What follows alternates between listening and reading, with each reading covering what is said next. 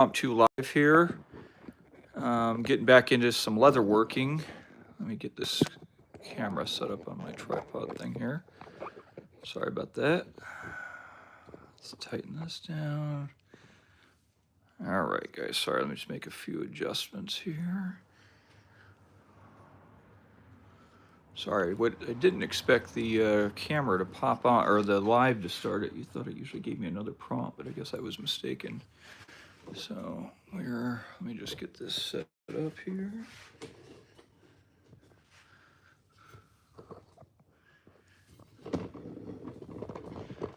All right. Rick, how's it going, buddy? How's it going? We're just going to do a little bit of leather working here. Thanks for hopping in. All right, guys. So I'm getting back into some leather working. I really like making bags. So in this case, this is essentially a backpack. So this was my last project that I've completed. Right there. James, what's going on, buddy? So I'm not going to talk a lot in this. I'm going to actually do some work, unlike most of my lives. But let me just touch on, since I got a couple of you on here right now, so you guys know what we're working with. If you're unfamiliar with leather working, obviously leather is a hide, and cowhide is by far the most common what we're working with here. The most important first thing that you need to understand is that there's two kinds of tanning methods, which is how they preserve the hide so it'll last a long time. There is chrome tan, which would be, let me see if I got an example here.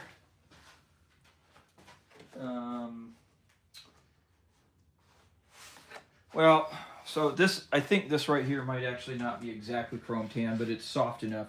You see how this is like what you would see like, a leather couch, or, like a leather jacket or something. It's real, it's real pliable, real soft. Almost always that's going to be something that's called chrome tan. And I would venture to say the vast majority of leather is tanned in that way. But another type, and what I largely prefer to work with, and you see with a lot of leather goods like bags and stuff, is, well, not all bags, but some bags, is what's called veg tan, or vegetable tanning. And believe it or not, this is what the leather looks like right here. It looks, it almost looks like, not too far off from human skin. And this is real stuff. But the reason I say that's the first thing that you need to know, is because the two different types of leather, in terms of how they're preserved or tanned, makes a huge difference in the performance of the leather. So, this bag is rigid. I mean, it stands up on its own. I mean, don't get me wrong, it's still flexible and soft. You could still move it, but like, I mean, even this, I mean, it's pliable, but you could see that difference. And this gives you some unique features. You can stamp it. I don't have an example of stamping right off the top of my head, but I'm sure you guys have seen that before. And it just has a whole different feel. So, anyways, I didn't want to go into a whole lesson, but there you go. But this is a full veg tan backpack. And then the color that you see here, I dyed it because it all started off like this. So now that you have that little intro, let's roll into the current project here. All right. All right. Thanks again, guys, for everyone joining. Looks like it would make a great arrow quiver, maybe lined with fur. Yeah, that's a good call. It's funny. I was just on the phone with a friend, and I was going to make him a scabbard for a rifle, kind of same concept. Okay, so I'm making another backpack here, and let me throw this up here.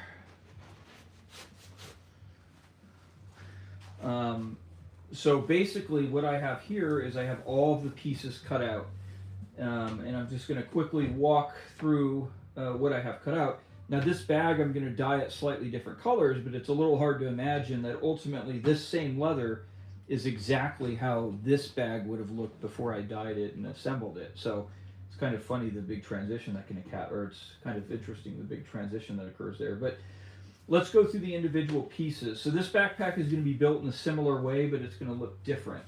So I always start with the front and the back. Now there could be different methods of how to attach these, and I'm not going to get too wrapped up in it right now. But I'm going to use, I don't know if this is a proper terminology, but I call it the gusset method, right? So this would be the gusset, the piece that wraps around, and it you know the leather is actually sewn together like this. Is this showing up in the video? Okay. Yeah, I think it is. Good evening. Good evening. But you see how the leather, like I burnished this. Oh, that's another thing that it's unique to veg tanning is you can burnish the edges, which gives it this burnished look right here. It's a real classic look. I think it looks real nice. But you know, you're actually just sewing the pieces of leather like this, and then because the leather is pliable, it lets you move it. Now there is other methods to where you can actually cut like a secondary piece of leather and sew each piece to that, and that adds kind of like a little bit more articulation. But and that's not bad. I've done that too. But for this particular design, this is what I'm going with. So, okay. So for this, you basically cut a front and the back. And what you can see, I don't know if it's going to show up in this video, but what I actually did is the top is just slightly wider than the bottom by just maybe about 3/4 of an inch. And I did that with this bag also, right here. And it's hard to see. I think it's one of those things that you see better in person. But if you look at the profile of the bag, it actually is slimmer at the bottom and kind of comes out at the top. I think it gives it a real attractive look. I'm not here to necessarily talk about this bag, but this was actually a pretty complex build. I did to kind of get the shape and the dimensionality of this bag was quite a bit of work, but I thought it turned out pretty nice. But anyways, so front and the back, and then this right here is going to be the gusset. Okay, so obviously this has a zipper. I'm going to put a zipper in this one, so I'll cut out a strip down the middle. It'll actually be in this gusset, but it has to be a 2-part gusset. So this top part right here will sew around like this, and then this bottom part right here will sew around like this, and then they'll meet right here. As you guys see, I'll probably have to do a little bit of trimming. A lot of the final trimming I'll do right before I do the assembly, just to make sure I don't mess anything up there. And then the, sorry, I got the 2 pieces there. So the back is in here, and then this will sit over it. And then the zipper will sit right here. Okay. So if you guys aren't familiar, and if you are familiar, I apologize about repeating it, but the way all this is all hand sewed. This is not a machine. So what you have to do is you actually have a tool, which is what we're going to do today, and you have to poke. You have to use a hammer and I guess it'd be like I don't know what you call it, like a chisel. You guys will see what it is, but you actually are poking the holes in the leather, and it's a lot of work because you have to do like the whole perimeter. I think I figured roughly that there was like about 700 to 800 holes poked for this leather bag. And then you got to imagine each one of those holes are double threaded. So it's a lot of work, but it's very traditional. And I mean, this is as close to this is handmade. I mean, this is as handmade as you get, but which I love. I love the crafts or the creativity and the exercise of it. But what we're going to do today is we're going to start poking those holes, so you guys will see the process.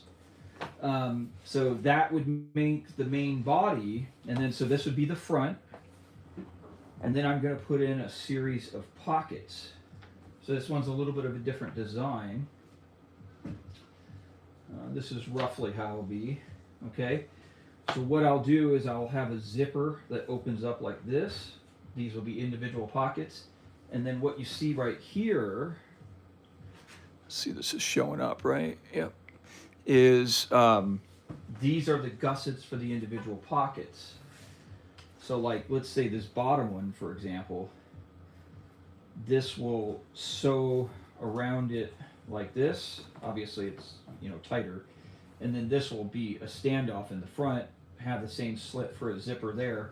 So uh, it'll be kind of a cool design. So it won't have quite the shape of this one. It'll be a little bit more regular, but it'll have, as opposed to this one just has one big pocket here in the center. It'll have pockets around the edge. It'll be a totally different look, and actually a very practical one. So today we're just gonna poke a bunch of holes. So that's what we're gonna get to here. All right, let's see what the comments are here. I think it would be great to have a leather guitar case lined. It would be. It'd be a lot of leather. That'd be a heavy case. That's, leather, is a very traditional material. And obviously it's durable and it has a lot of positive qualities. But I have to admit, compared to a lot of modern materials, it's actually quite heavy. And under, for a backpack or a purse or something like that, it's usually not a big factor. But when you get into something big like a guitar case,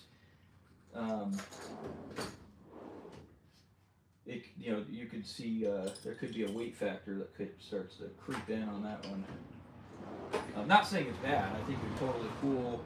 I would probably use I don't know. Anyways, all right, guys. So we're just gonna get to it. So this board right here is a plastic board. It kind of allows for a sacrificial when this goes through. This is what the punch looks like. So they've come in all different, so the little punch parts, I guess, those come in different sizes. To be honest with you, I don't know what size this is right here, but this is one of the bigger sizes. And this one's a 3. Sometimes you can get them as much as like 6 of these little poke things here. And then you just use a mallet here. All right, just want to make sure that this will show up in the video here. I think it'll be all right.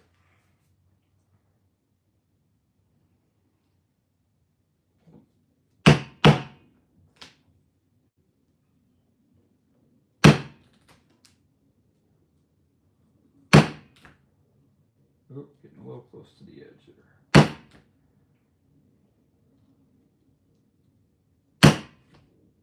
I kind of probably don't typically want to be that close to the edge. That was totally my bad. Totally my bad. Let me get a little bit better of an angle here so I can make sure I'm seeing what I'm doing. It's fine. It's not gonna destroy the project, but I need to kind of slowly veer it over. It's not ideal. Just like woodworking, you can. Some mistakes can be irreversible. But, leatherworking, some part of it is correcting mistakes.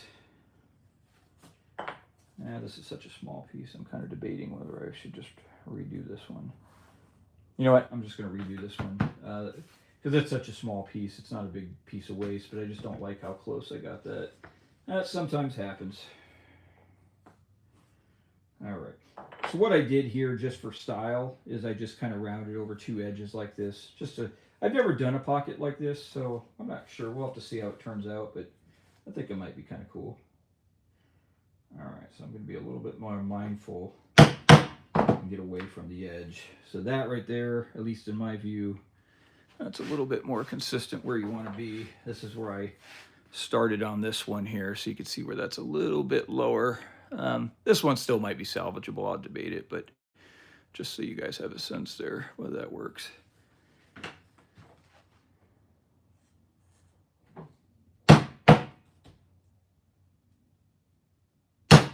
Now this is a very repetitive task. This is you can almost kind of get meditative.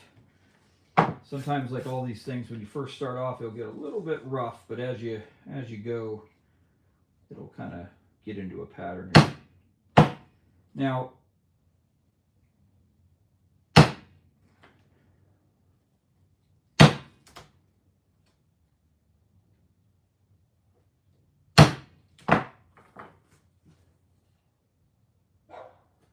one thing to think about here this is a pretty wide curve, so we're going to be okay.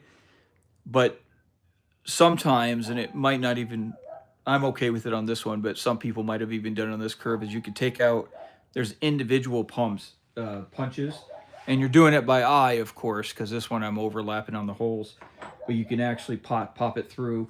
I think I fudged it here, but the problem is sometimes it can kind of look angular, which I don't actually think is a bad look either. It's just, if you're going to do that, you should just be consistent throughout. So I'm going to fudge this one. This one will be fine.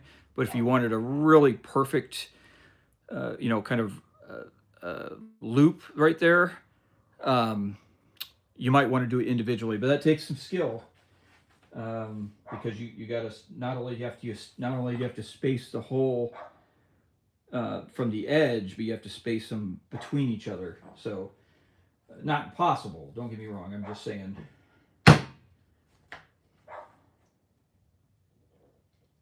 See, is that showing up in the video? Yeah.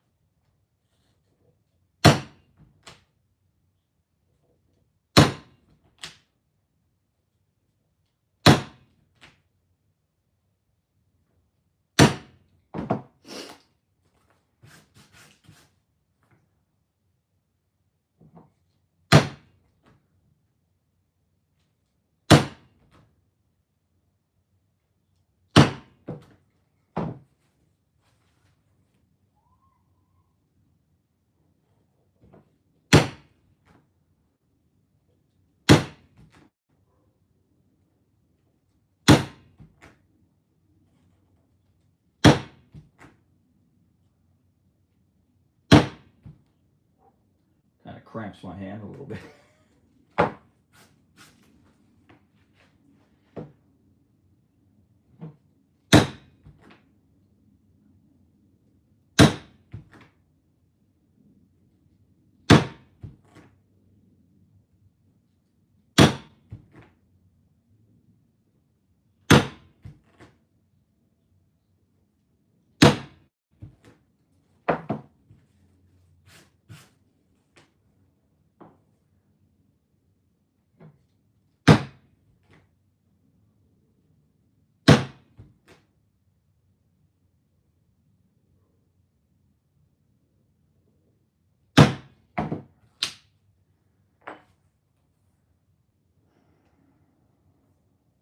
All right, there she is.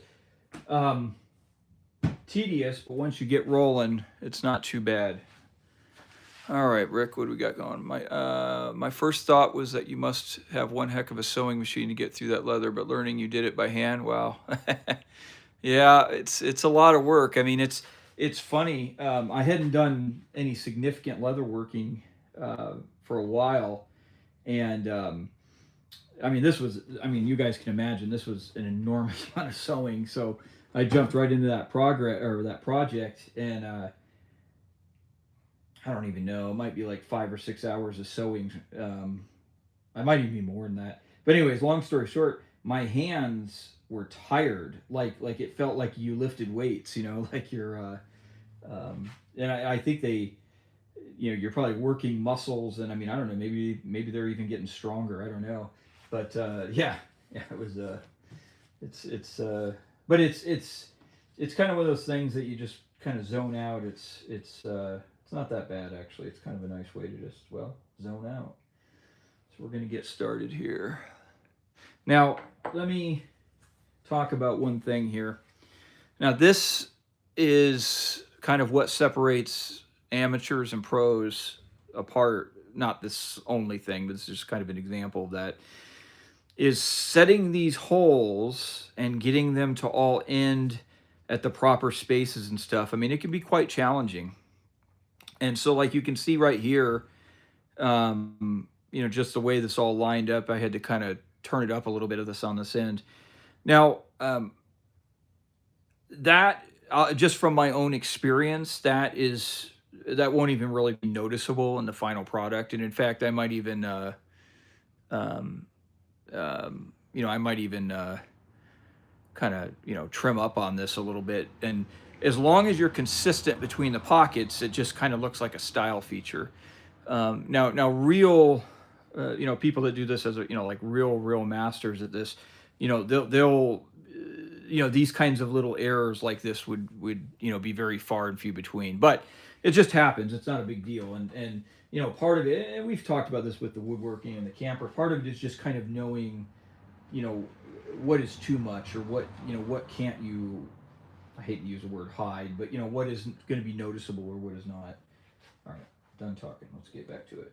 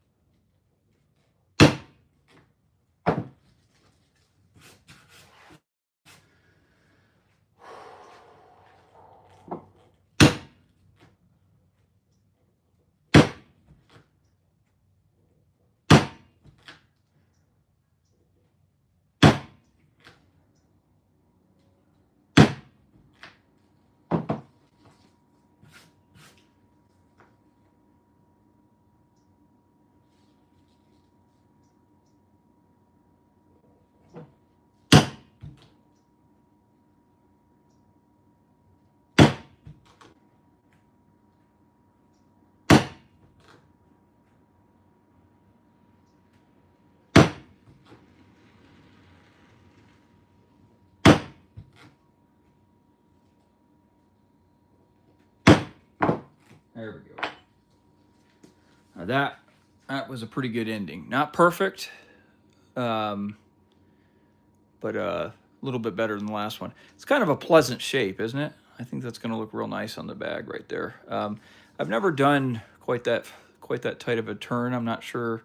I think the leather will do it. You'll just might have to wet it in a little bit when you're stretching it over. But all right. All right. So Chase, my grandfather did leather work when he was alive. Yeah, it's kind of I think it's kind of like an old school kind of art, because I do remember that, like like having a leather working in, as a shop class in middle school or something. That was a thing, and somewhere along the line that kind of went out. I think it's a very I'm not quite sure why it fell out of favor, but it's Um, I don't know. I like it. I think it's a great hobby. Um, it's just, the thing I like about it is yeah. I mean, you can get sewing machines and skiving machines and all kinds of other kind of and presses and all kinds of stuff. But like this bag right here, this was entirely made without a single electric item. Like just all hand tools. Hammers and punches and aws and I don't know what even you call this tool, but it's you use it to cut uniform straps, um, and just and then just good old fashioned, uh, needle and thread. I mean, I'm not against technology. Don't get me wrong, but it's just I don't know. It's kind of a simple hobby. It's like it's the leather can be expensive. That's probably the biggest cost. But in terms of like tools and everything, I mean, it's something that somebody could get into for $50 if they really wanted to. I mean, maybe not including the leather, but just including tools. Um, but yeah, I enjoy it.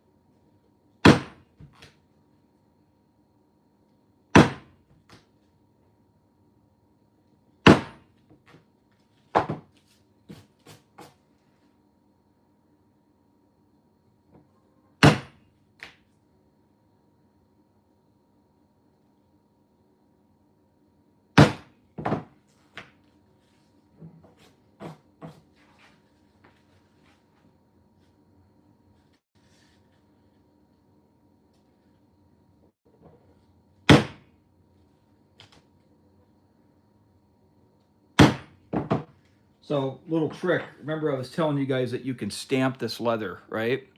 Now, it takes a pretty significant amount of pressure, but if you guys notice, I'm trying to use this palm of the hand when I hold the leather down when I pull out the punch. I've actually there. It's sometimes it'd be more convenient just to press the hammer on it and pull it out, but I've actually found that it can actually leave subtle little dimples, even just the pressure like this. So just it can add kind of a cool look too. So it's not necessarily a bad thing. Just something to think about here. Let's see, Pat, what do we got here? I wonder if you can make a wooden piece of art or a wooden piece of art made of wood that you can thread into the side or back. Wood grains with leather would be quite artistic. That is an awesome idea. And it's been something that, yeah, it's really a good idea. So basically combining, wood elements with the leather bag. I think it's a wonderful idea. And I'm glad, on this one, in retrospect, I changed my mind, but this little feature up here, I was actually considering cutting like a nice little piece of walnut and rounding over the edges real nice. Just like you said, drill a couple holes in it and actually thread it in there. So like if you were looking at it, I don't know. Maybe I was thinking like kind of like a diamond shape or something, or yeah, I guess I don't know if that'd be a diamond shape. Would that be kind of like a triangle shape or whatever? But yeah, I think that's an awesome idea, and I want to. I'm just trying to think. Yeah, I'm kind of letting that creative energy flow a little bit as far as how to do it. Do you have any ideas of? Let's see. Were you saying the sides there? Let me read what you said here. Thread into the side or the back, wood grains. Yeah, like kind of make like the gussets out of some wood or something. I like it. I'll definitely do that in the future. I just gotta let those ideas kind of percolate a little bit. Thank you.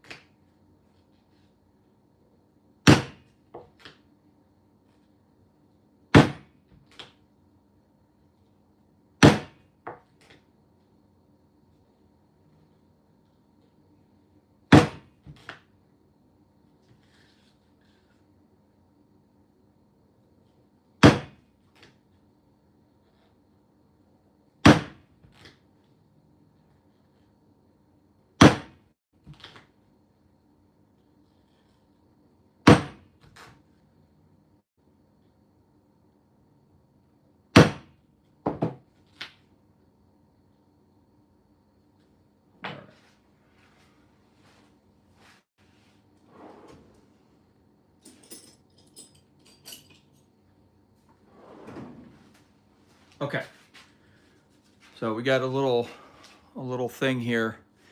So I've got to end it, right? And you know, I'm using this uniform spacing, and we're coming here. Now, a lot of times I can kind of fudge it a little bit and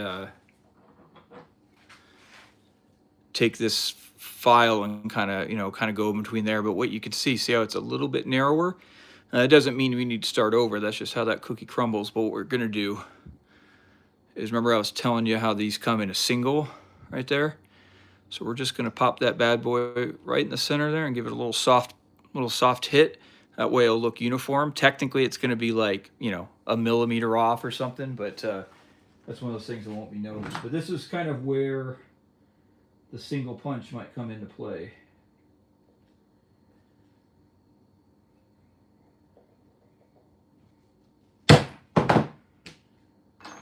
Boom. I punched through a little heavier than I wanted, but that'll be just fine. That'll be just fine. Let's see what we got going on here. I wonder if you can even thread onto the surface like a plate or medallion, not necessarily a piece of the structure. I like it. No, that's a great idea. I mean, it opens up. That's a good one. I'm really glad you brought that up. Yeah, I like that. You know, yeah. Because it, yeah, I like it. Yeah, make like a little decorative. Yeah, we'll recut this one. No biggie. All right. No, that's a good idea. So basically, take a piece of wood and shape it, or you know, however you make it, and you could even, especially if it was just a cosmetic piece, you could even use barge contact cement. Let me show you guys here.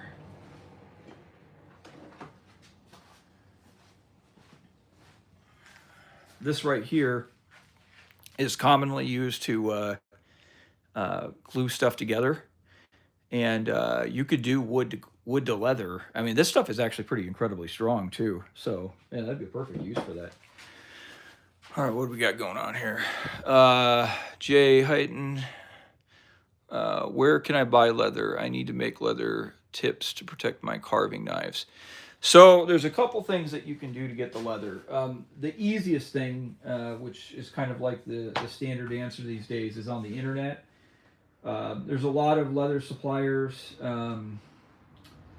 Let's see, I've bought from Weaver, Weaver, and there was some other places, but I apologize, right off the top of my head, I don't remember their name. But if you just Google, you know, online leather retailer, I mean, you'll run into stuff. So online's a good source.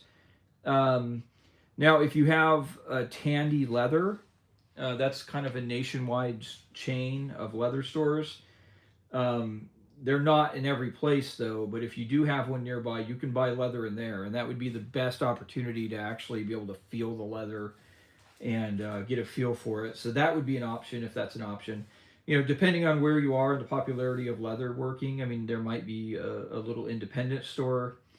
And then the final thing I would say would be, believe it or not, like Facebook Marketplace. Now, I've never bought leather off there, but I've actually seen, just kind of as it would show up on my feed, I would see people that were selling leather on there sometimes. So, and if you could find that, you know, depending on how popular your area is or how popular, you know, if people are selling it, you know, that might be your best opportunity to both see the leather in person and get a good bargain. The compromise with buying online is, you know, you're just referencing pictures and reviews. You know, you're not actually feeling the leather, but you're typically going to get the best price. If you buy it at Tandy, where you could physically see it in person, you know, you get that advantage of being able to see the leather in person. But the downside is, you know, they're pretty expensive. You know, if you were to buy the same piece of leather on an online retailer, it'd be a lot less, even if you factor in shipping. So that would be my best guess or recommendation to where you'd get that. All right, so we're gonna do the big boys now.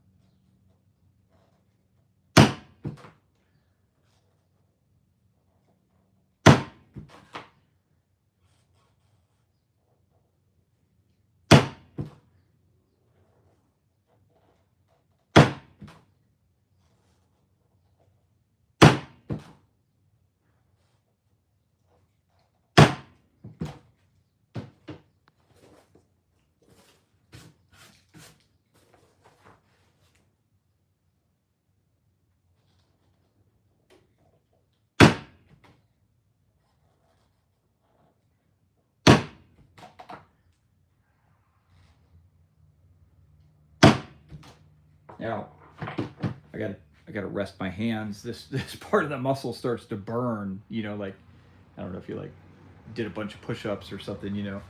But I'll give this. Let me show you guys something kind of cool here. Um,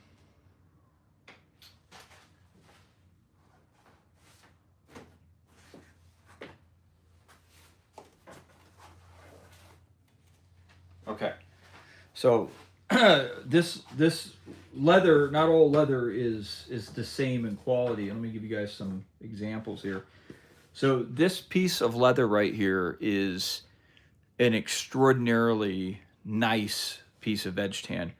If what you're going for is like a very smooth finish, like this bag right here, where there's like it's like consistent. There's like not really any blemishes or anything. You have to use a higher grade of, and what they're doing is they're selecting the best hides here.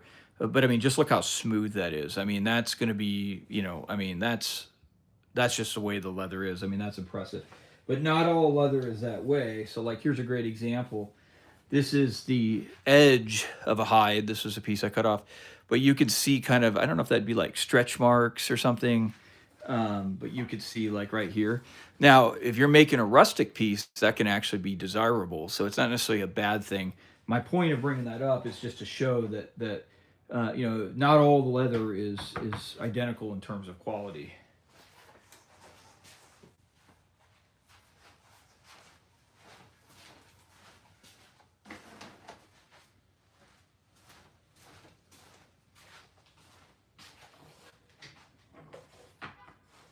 So I personally just take little breaks like this every once in a while because my hand will literally start cramping up on me here.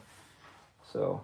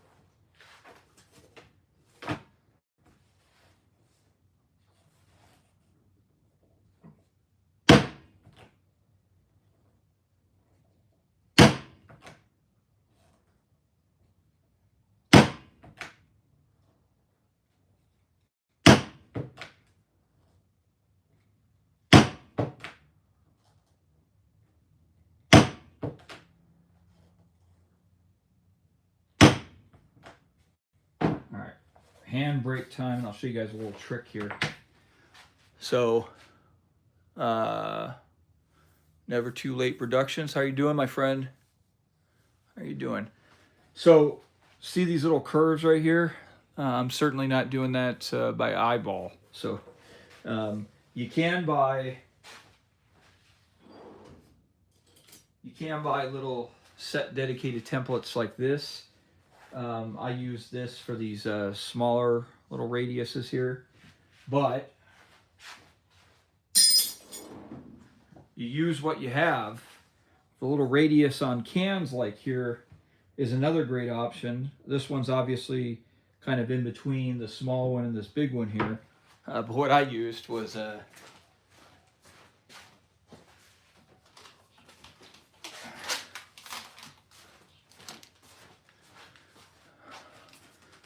what are these? I think these are a gallon can. This is the best use of 762 by 39 I've seen, but it sits right there, and that's the perfect shape. Just make sure you guys can see that. You set this. I don't want to put the weight down because I can put a little mark in the leather, but that sits right there, and you can see you can just cut right around the edge of that.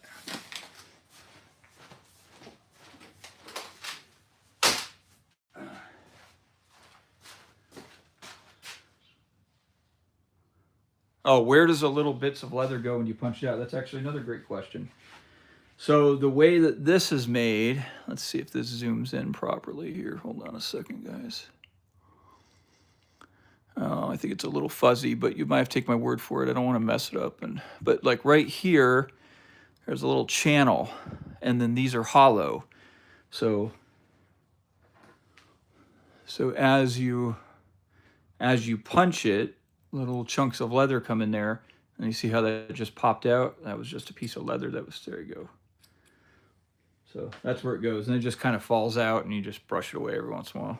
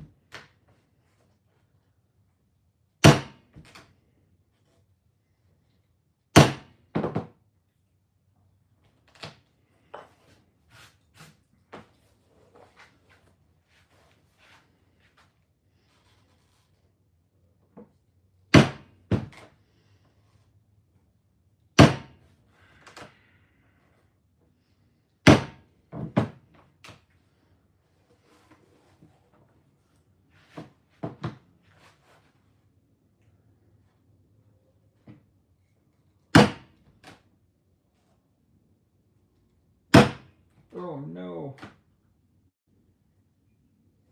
Alright. That was a mistake. We'll be okay. We'll be okay, but I gotta catch myself.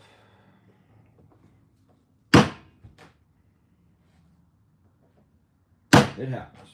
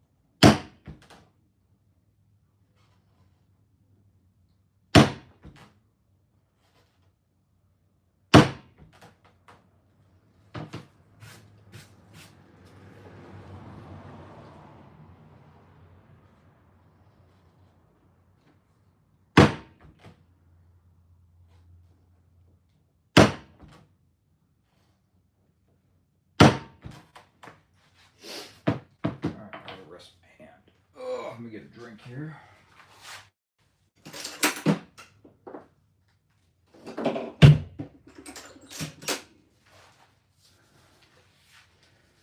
it's kind of funny. I mean, I'm not. Don't get me wrong. This is not incredibly strenuous work, but just the repetitive motion. I'm actually starting to break a little sweat.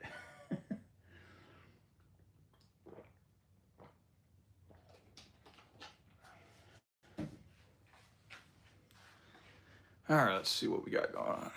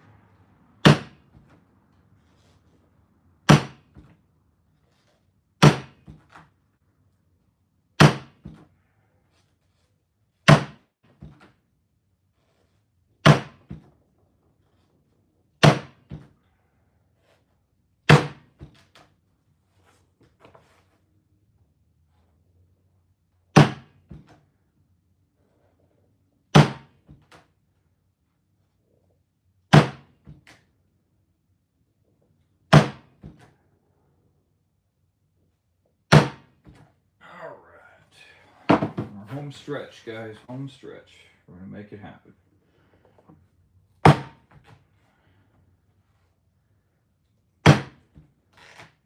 Oh no. Failure.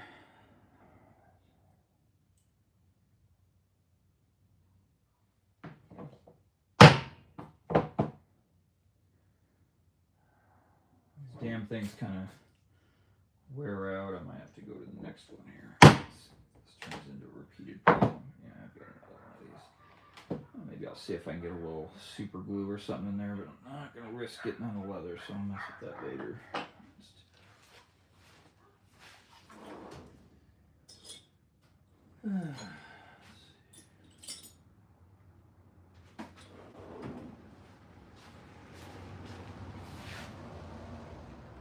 Yeah. You guys tell the new from the old there? Maybe not, because I don't think it's, but the old one, the tips are all shiny. All the paint's taken away there. This one right here is brand new. Okay.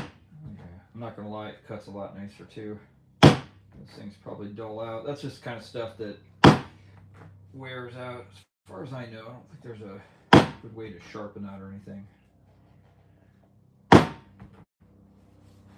don't know, maybe there is, and I'm unaware of it. Look at that. So this is amazing. Sometimes this just works out just like this. So here's our ending bridge. You guys see that right there? So this is the width of our 3 prongs, and it just perfectly lines up. So that's a nice treat there.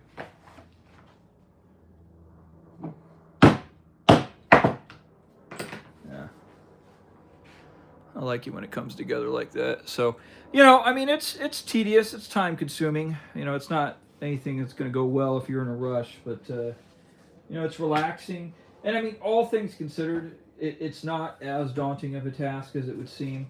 Now, one thing we have to do is we have to, we got to pop holes in all of the gussets. So, that's a significant amount of real estate right there. but we'll keep at it.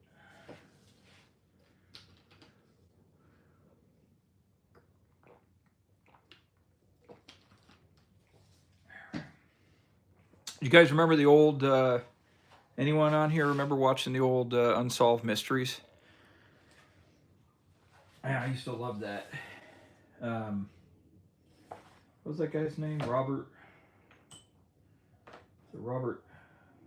probably messing this up. Shaq, I think, or I don't know. But man, I love that show. And what was I looking through Amazon Prime or something? And I found it on there, and I was watching a couple old episodes. The thing I always love, alien and paranormal shows. That doesn't necessarily represent any kind of belief system on my behalf, but it's just, I don't know, it's fun just to disconnect and look at those. I think it's just fun. And what's funny though is you watch modern stuff and you always think you're getting something new, but you go back and watch the old unsolved mysteries, which I believe those were like was it? It might have even been like in the late '80s they started, or definitely in the '90s. It's a long time ago, and you start watching those, and it's like not all of it, but much of it's the same old stories. There's some new stuff, um, but yeah, I was just thinking back on that. Brings back memories. Or Stack. Was it Robert Stack? I don't know.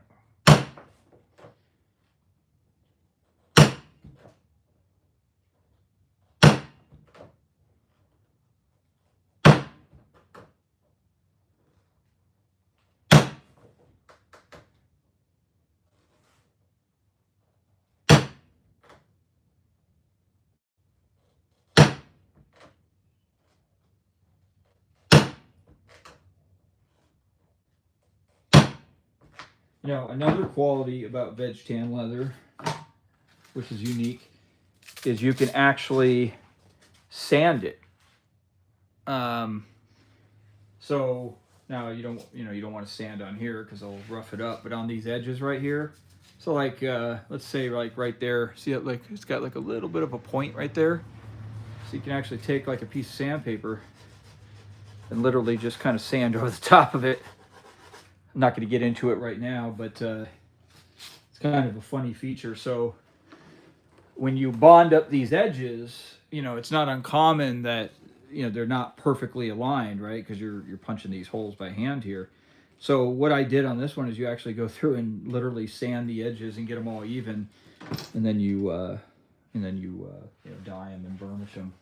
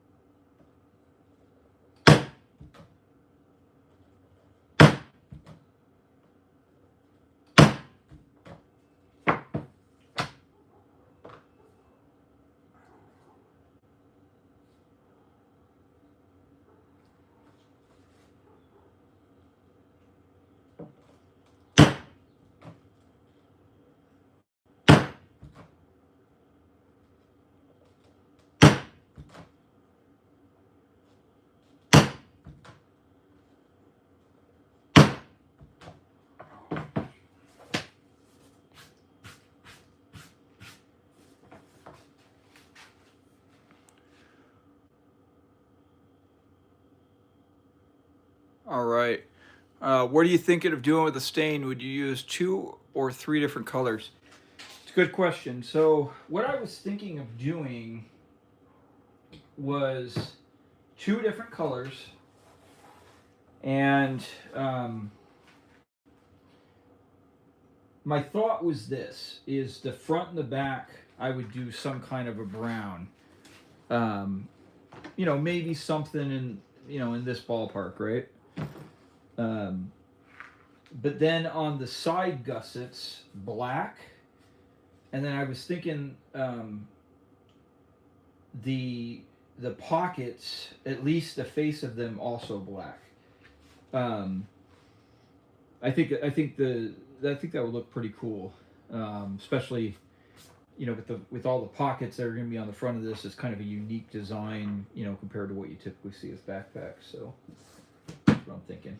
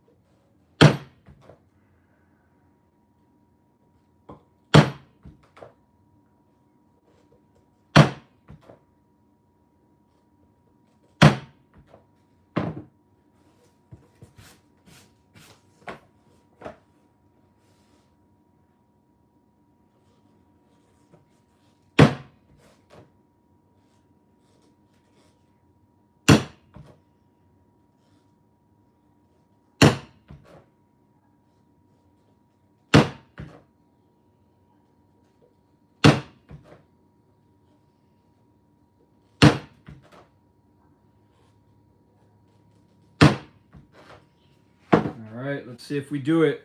Let's see if we do it. Let's see here. Not perfect, but close enough. Close enough. There we go. That's not too shabby. It's not too shabby right there. All right, let's see. What do we got? How long have we been on? How many viewers we got? 9.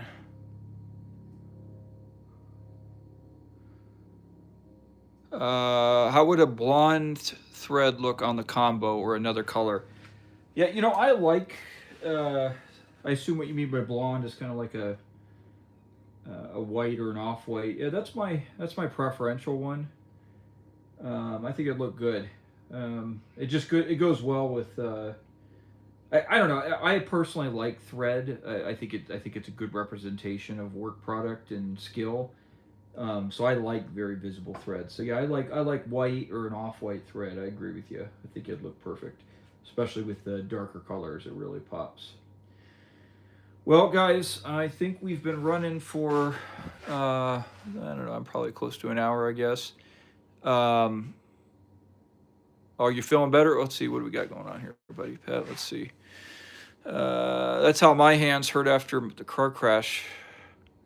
My chiropractor said scar tissue damage and inflamed ligaments and tendons, so not to work into pain, but up to it and back off. Slow, but I can do more these days. That's good, my friend. I'm glad to hear that. Yeah. I'm glad to hear you're improving though, and I'm sorry that you that kind of pain is this is self-induced, but that's definitely it's no fun if you can't control it. So I'm really sorry, my friend, but I appreciate all the good questions and comments and everything. Well, guys, I'm gonna call it. I gotta knock out a few things, but I hope this was informative and I don't know, maybe even a little relaxing or something. And I appreciate all of you watching. So, anyways, guys, thanks a bunch.